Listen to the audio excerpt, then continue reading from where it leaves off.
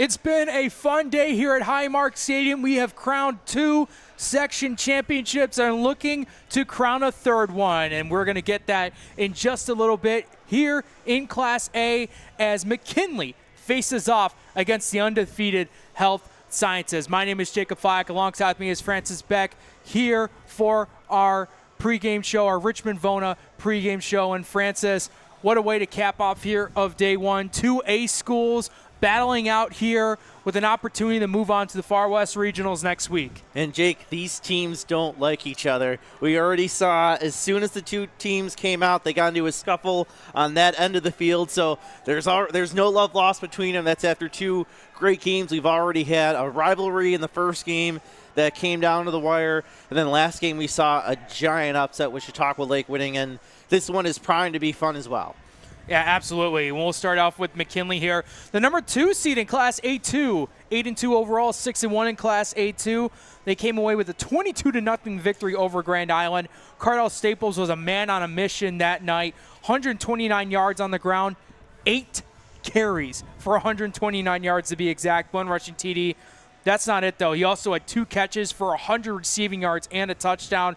Defensively, they picked off Grand Island's quarterback 4 times. And as for McKinley, just like Newfane, just like Wilson, who came into this game, they're also looking for their first section title.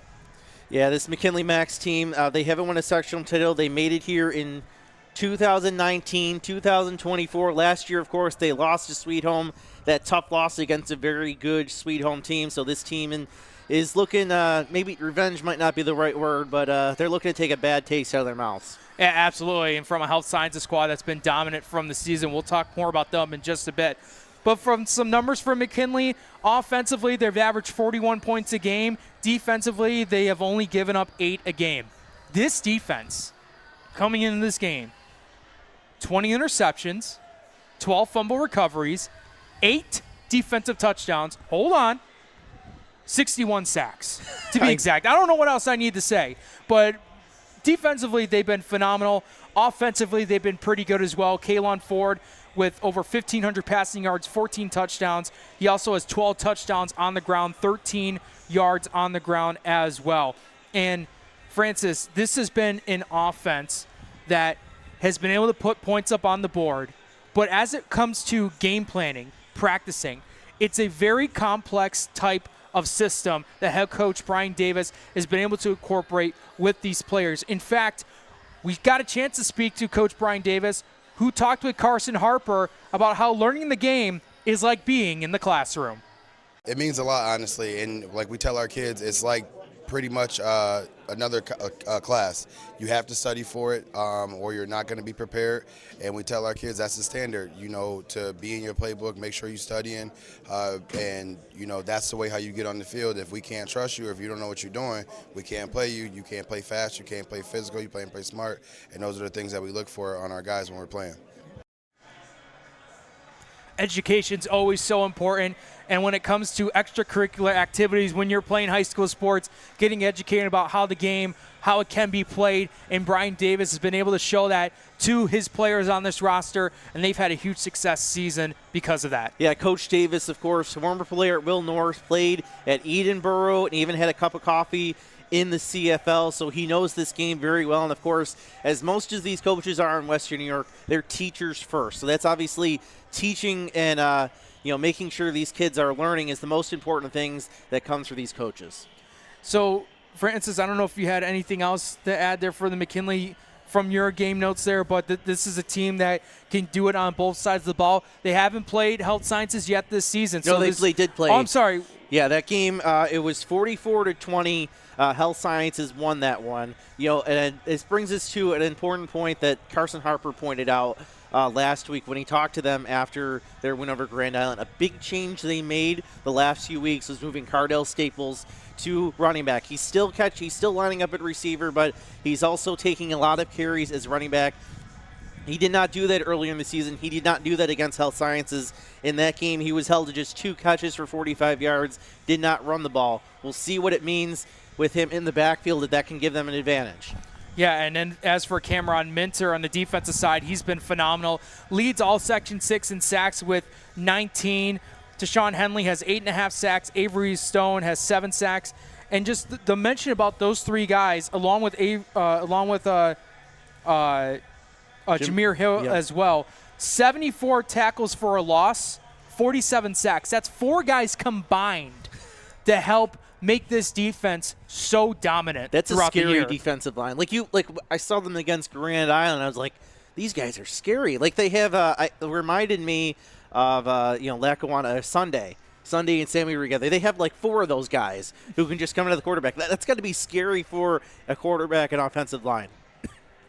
And then as for health sciences, originally we had 3 teams undefeated, and then Chautauqua Lakes said, "Hold on a second." We're going to take care of business, and they did against Southwestern Frewsburg. So right now it is for undefeated teams, Health Sciences, who are 10-0, and also Newfane, who won their Class D championship over rivaled Wilson. Newfane and Health Sciences, the remaining 2 unbeaten teams here in Section 6. The 1 seed in Class A2, 10-0 overall, 7-0 in Class A2. They took down Williamsville East 35-21. While giving up 21 points, this defense was all over Anthony Martis, though. Health Sciences picked off Martis 3 times, but the big thing was getting him down for a sack. They sacked him, Francis, 10 times in that semifinal round. And that was important for this team. A bit of a slaying the dragon. Their last game of the regular season was less than a touchdown loss to Williamsville East. In fact, I was told from people there, Williamsville East had a very good chance to win it at the end of that regular season game. So Health Sciences comes back strong in their semifinal and really leaves no doubt. This Health Sciences team, I'm going to go back to week 1. Jake, they made a statement. Week 1, they defeated Orchard Park of Class AA, who was in the semifinals, 40-13. They beat a AA team 40-13 in week 1. Jake, usually when a team moves up a class, there's a bit of a drop-off. It seems like this Health Sciences team has gotten better. They've been dominating even more this year, and obviously, they had that big win to start the year against Orchard Park, and, they really haven't been slowing down very much ever since. No, they have not, and a lot of it's been due to their running back duo. Is probably the best rushing duo in Western New York. Kayvon Pitts, a senior, with 1,662 rushing yards, 23 touchdowns. Remember, he tied the New York State record, also broke the Section 6 record for most rushing touchdowns in a game with 9. Behind him, though, Kevin Guy, he's also had a really good year.